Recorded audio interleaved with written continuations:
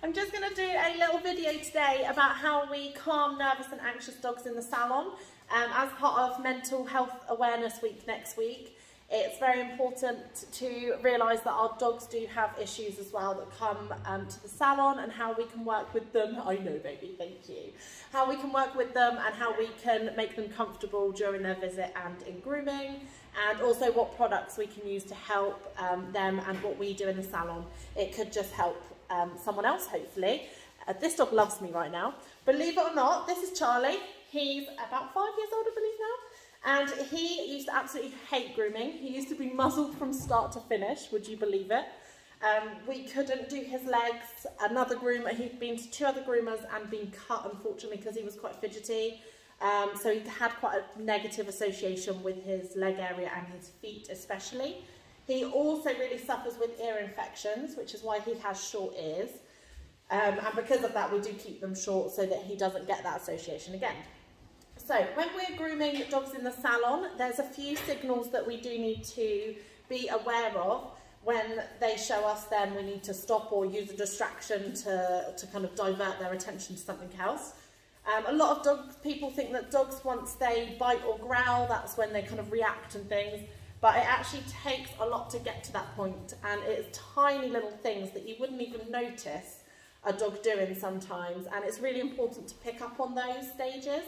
And it's at that stage that you actually want to distract them with something else, maybe give them a treat, some positive reinforcement, a kiss like Charlie here, and make them realise that we're not actually here to kill them, we're not trying to hurt them, we're just trying to cut their hair. It shouldn't hurt, it shouldn't be distressing for them. There's many reasons why dogs are anxious. It could be negative experiences, it could be that they've got that from home, from their parents, from lack of training, and it could just be in the breed. Some dogs are just anxious dogs, poodles especially. My poodles are so anxious and they need a lot of positive reinforcement from myself. So I'm going to trim Charlie's head today and just talk through some signals that we pick up on in the salon. So, hi baby. I've clipped Charlie on a 5-blade today. My first bit of advice for nervous and anxious dogs would be to not worry about any fancy styles. So a dog that's anxious or nervous, you don't want to be having in the salon for 2-3 hours doing a really fancy trim on.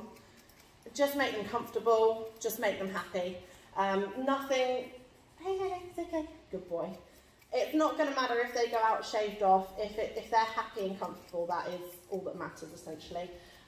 So just do an easy to manage trim. If they don't like their owners brushing at home, which Charlie doesn't, then it's really good to just keep them in something that's manageable for their owners. Hi baby. So I've just cleared his eyes now. So calming signals. There is a few to pick up on. I can't even say it. Lip licking is one of them. So when they lick their lips, that's a really kind of obvious signal that they're feeling a bit stressed, they're feeling a bit unsure about what you're doing, and that's a really good time to divert their attention, give them a treat, give them some positive reinforcement. Good boy. Just to realise, and that's quite an early sign. Another one is the look away. So they will look and they'll shy away from you, so they won't want to make eye contact at all. If you can don't try and make direct eye contact with the dogs. It's quite intimidating for them. You can imagine it as a person. If a person ran up to you like this in the camera, hello, you might be a bit shocked and like, whoa. And it does intimidate them quite a lot, the same with dogs. So don't look them straight in the eye. They don't like it. Good boy.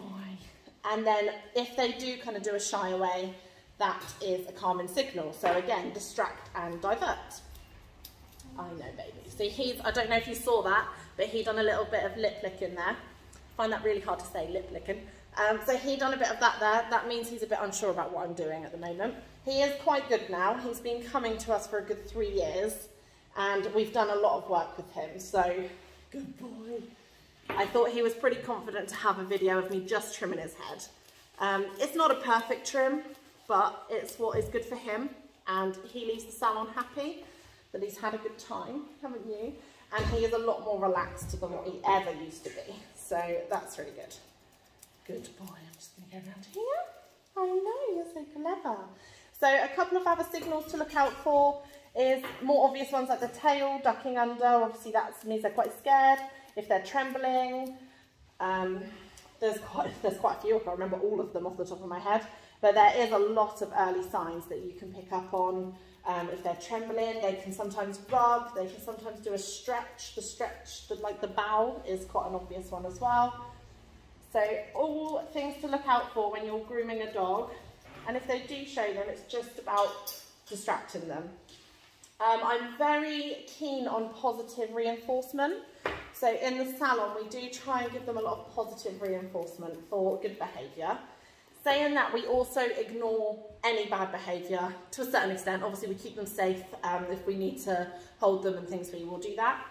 But we do try and ignore it. If you play into it, almost, if they're getting really stressed and trying to bite you and you're going, oh, it's okay, good boy, good boy, they actually get worse, and you're reinforcing that behaviour and making them think that there's something to be stressed about. So then they'll actually be like, oh gosh, okay, if she thinks something's stressful, then something must be stressful. So you're actually feeding into it. So I completely try and keep my tone neutral, be quite kind of content with them, but constant as well. Don't play into it, don't baby them too much, because that will make them think as if something is wrong and that they do have something to worry about.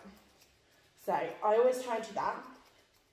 Another thing we do in the salon here is free desensitization sessions. This is something that I would really recommend anyone to do. Good boy. He's so clever. See, there was another little lip lick there, so he is still a bit unsure. But he is being a good boy because he knows it's nice now. Don't you? So free desensitization sessions. If we have a dog that's particularly anxious and scared, and we get a lot here in Berkshire, I swear we get them all. We do get a lot of anxious dogs. I do know a lot about behaviour because I studied it at college. I've done a degree in animal behaviour and welfare, and I also done a national diploma in animal behaviour as well. So I do know a lot. I also trained my dogs with a local dog trainer from kind of graduate level up to master's level in obedience. I know. Good boy. So I'm just trying to keep him calm while I talk to him because he does get distracted easily. So my dog's done a lot of training. We've done a lot of positive reinforcement training with them. So just try and keep it positive while you're in the salon. The desensitization sessions, people can come in for free. We don't charge for these. We normally say 1 or 2 weekly to begin with, just so they get used to the salon, the environment. They need to build trust with us. So once they've built some trust, we might up it to a bath and brush. And then once we've done a bath and brush, we might do a little nail clip or something. And it's about not rushing them. If you go all in and expect the world of a dog that's had a bad experience, it's not going to end well, to be honest with you. They're going to absolutely hate coming to the salon, they're going to tremble, they're going to probably get worse as well. So it's about understanding your dog and what you've got to work with. So generally when you have dogs with anxiety and issues when they come in, there is 2 different types. So you do have some that are genuinely terrified. They're petrified of everything you do, of you, they don't trust you. We call these dogs treat like china. So you treat them like a china cup. Lots of positive reinforcement, lots of love, lots of affection, lots of trust building. So desensitization visits weekly, build some trust, just get them to come in and play on the floor. And then the other type is the ones that don't have that many boundaries at home. These ones might just be being a bit tricky and a bit difficult.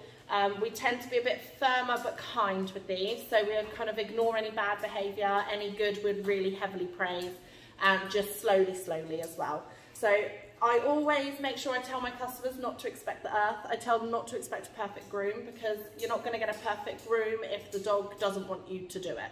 So never stress too much, just talk to the customers from the beginning and explain that their dog doesn't like this doing, this is why it's a bit messy, next time we'll work on it. You can also give them homework. We love giving our clients homework. I'm sure they love us for it. We send out lists sometimes of homework for them to do at home. So if they're really particularly clipper shy on the leg, I'm not going to touch his leg while he's on camera because he does get quite upset about it. You can tell them to get their electric toothbrush as an example. Definitely not the end they brush their teeth with, because that's a bit gross. But just tell them to flip it round and start just popping it down their legs on the side and feeding them. So someone feeding them at the same time, and it just really helps get them used to that sensation of the clippers going down. and gets that association back to positive rather than negative. If they have had injuries in the past or kind of things happen in the past, they automatically have that negative experience with their legs. So by doing the positive, and it takes a lot of positive to outweigh the negative, but it can change them round. So that's good, like Charlie here, who now loves coming here. And your mummy can't believe it, can she? A couple of other things you can recommend to them at home is just playing with the eyes. If they're head shy, you can get them to kind of massage slowly around the head. So we do a lot of massage in here, and it just really, you can see it relaxes them. So tell their owners to do this at home. They can do this while they're on the sofa. And then once their dog is calm enough, they can start kind of coming over the eyes. You can see he's still a bit like, get off me. They can start going around the lips. He's like, what are you doing? And they can do this at home, okay? So just get your clients to work with you and see if they can do some at home, because you can't do it in every 6 weeks. If they just come in every 6 weeks, you're not going to work miracles. It's a slow process. We have many dogs here that are banned from other groomers for various reasons, some behavioural, some fear, and so we get a lot of fear aggression as well. And it's just about slowly working with them to get them to come around to trust you. And once they've built that trust, they'll love coming to the salon. So I hope I've given you some tips for any anxious and nervous dogs in the salon. If you do have any questions, feel free to ping them across to me. I absolutely love behaviour. It's really interesting, and we can tell a lot from a dog before they get to that level. Ideally, you want to get to know the dog well enough so that you can stop doing what you're doing before they get to that level of really extreme aggression. And your calming signals will really help with that. Okay, so bye, Charlie. Say bye.